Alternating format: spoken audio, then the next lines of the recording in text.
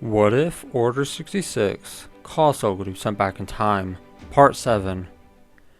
Though new military academies are popping up throughout the core regions, Corellia had one of the few surviving military academies that had lasted through the Republic's golden age. Ahsoka was thankful that she didn't have to walk on the streets of Corellia to get here though. She had heard plenty of terrible stories from Corellians who had left their homeworld. Inside the academy, that the high command of the Jedi were using as a temporary command center, Ahsoka met the generals and admirals she'd be serving alongside. These people include the likes of Admiral Wolf Yularen, and unfortunately Admiral Wilf Tarkin, with many others. Most of whom she had never met but at least heard their names. There was a mixed welcome, which she understood. Not only did they not know of her past, but she was still a child and a Jedi at that. She was just thankful that none of them were openly hostile towards her, except maybe Tarkin. They would tolerate her because they had been ordered to, though she doubted that they wouldn't do anything if she showed any sign of not performing well. These military leaders were making plans to drive the corporate factions off the worlds that they had invaded, while at the same time planning to hunt down the leaders of the corporate factions. Count Dooku had told them a way to shut down the entire droid army, and that was with the passcodes of all the leaders of the corporate factions.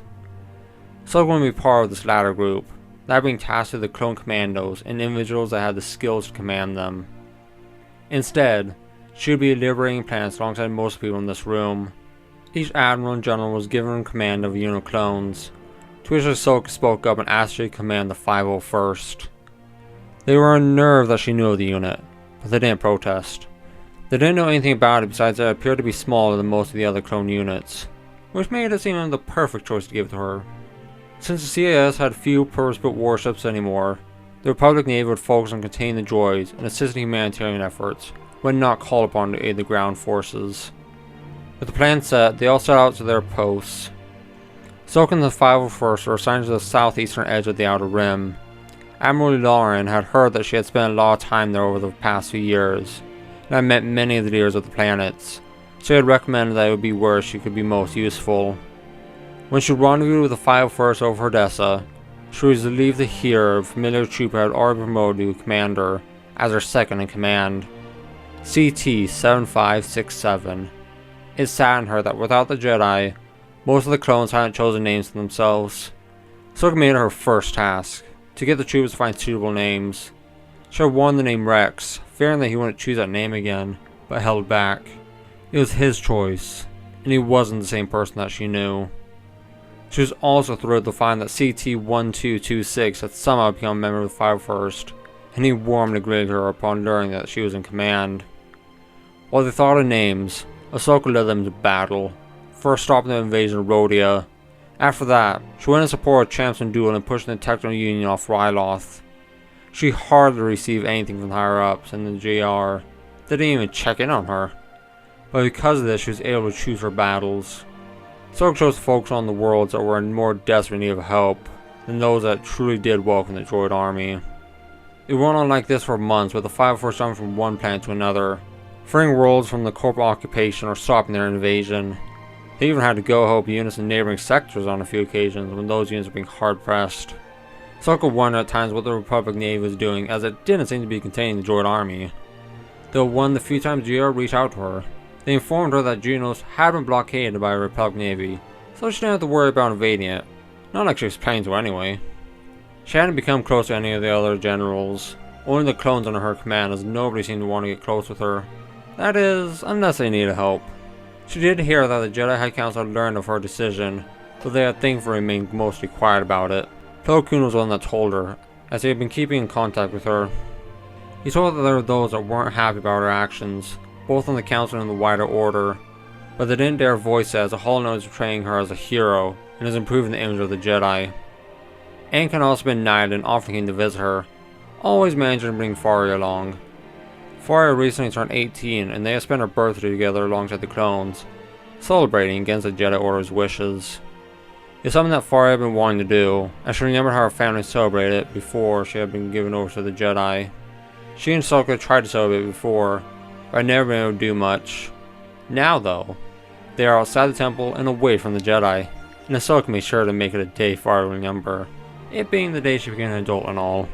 Many of the clones had named themselves by then, and Ahsoka was relieved that Rex chose the same name. Most of the clones she had known also chose the same name as before, with CT-1226 choosing the name Trigger.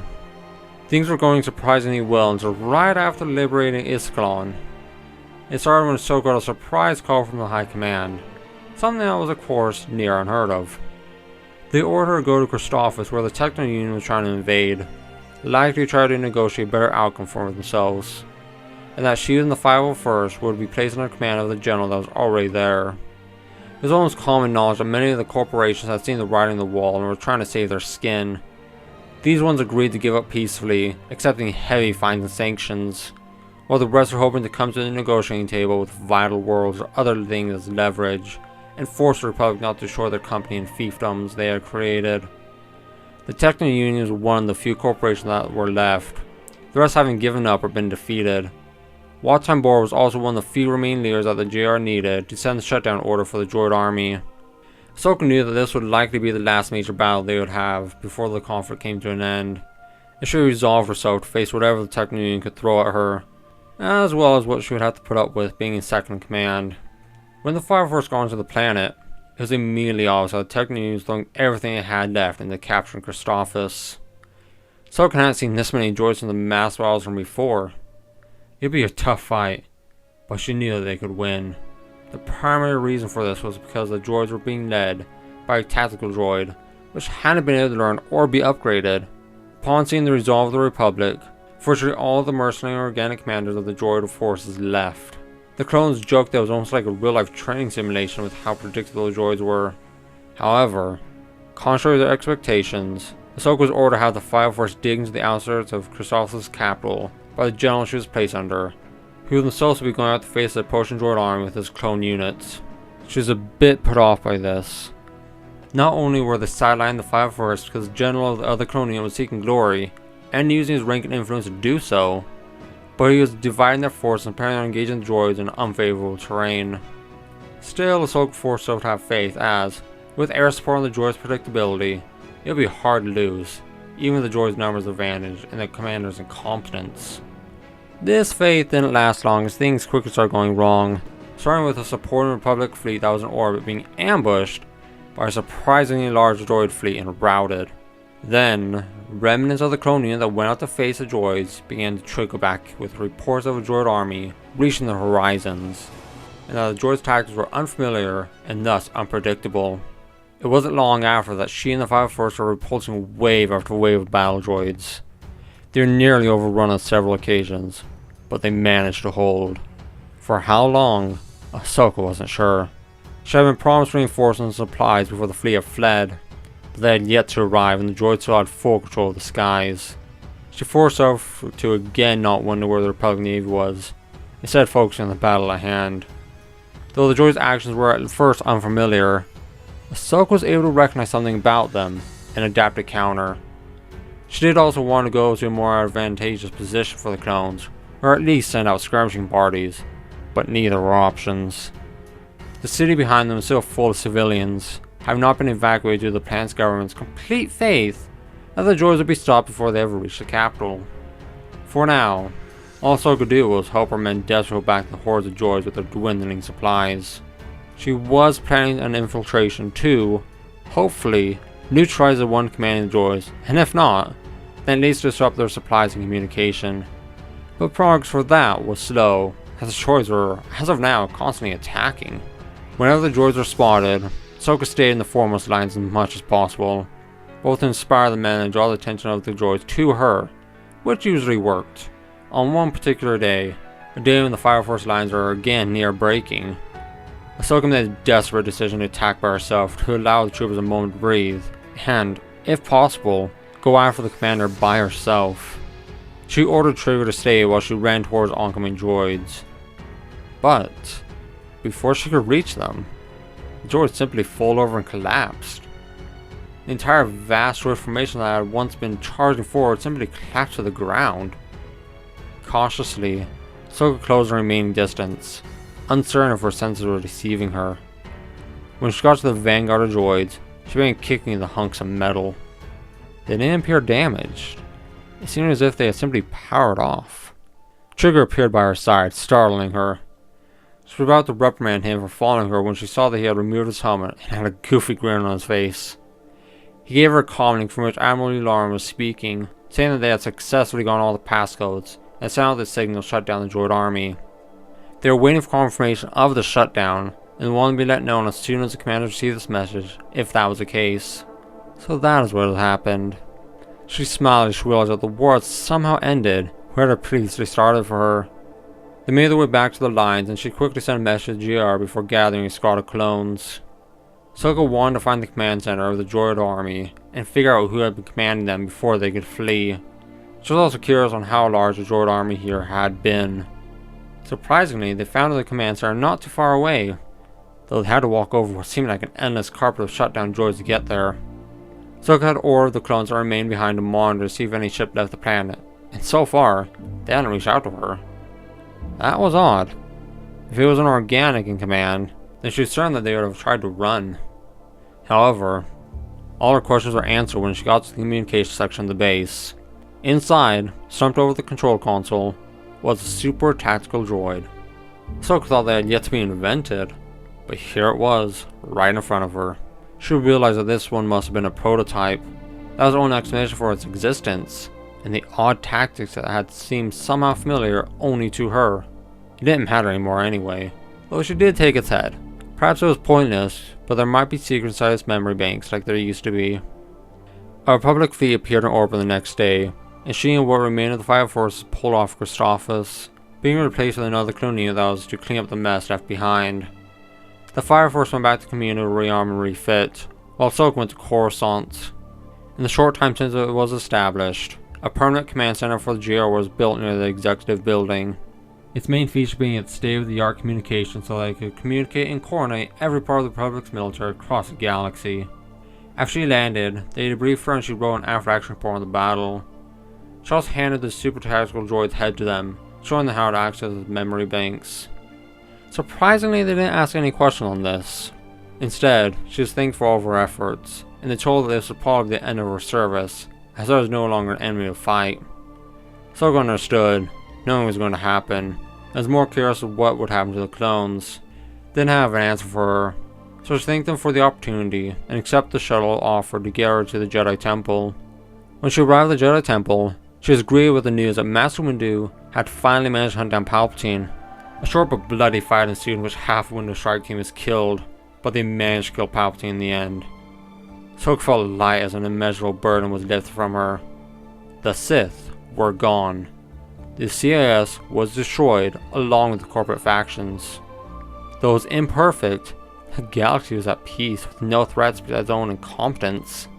There was Maul and what he had created with the criminal organizations, alongside Ventress and the other dark acolytes, but they could be easily dealt with if they posed a threat, now that there was anyone manipulating things behind the scenes.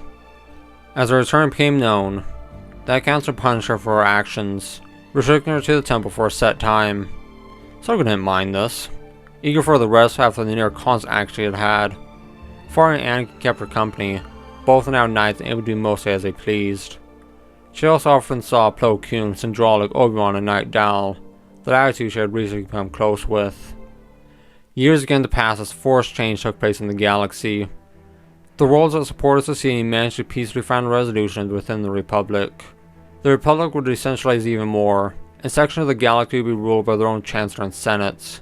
They would still communicate and coordinate, but the people of the region would be governed by people of the region, and the taxes collected would go back into that region.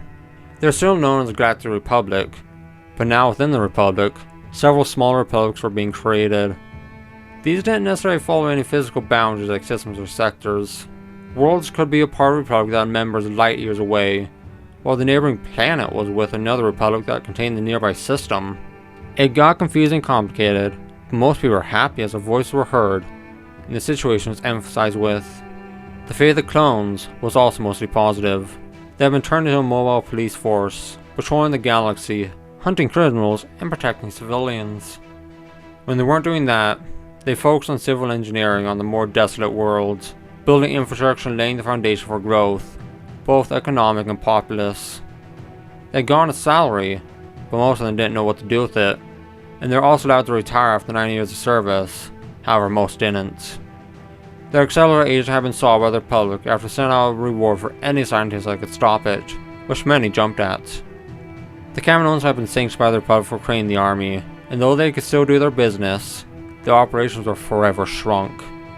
This also meant that there would be no more clones to refill the clone army ranks.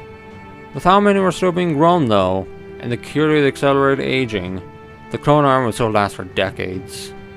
The corporate faction's fate was even worse than the Kaminoans. The ones that resisted were liquidized, with the rest being broken apart to the system level with heavy fines and sanctions. This opportunity allowed for several hundred once unheard of companies to jump up and take their place. This, along with protection from the clones, allowed unparalleled growth in the Outer Rim. Some worlds, though, didn't want help from the clones. Instead, these worlds used remnants of the droid army and the navy to protect themselves, a move that was made easier with the creation of the smaller republics. There were protests against this move, though as most of the galaxy had been unaffected by the droids, they were enough to stop it.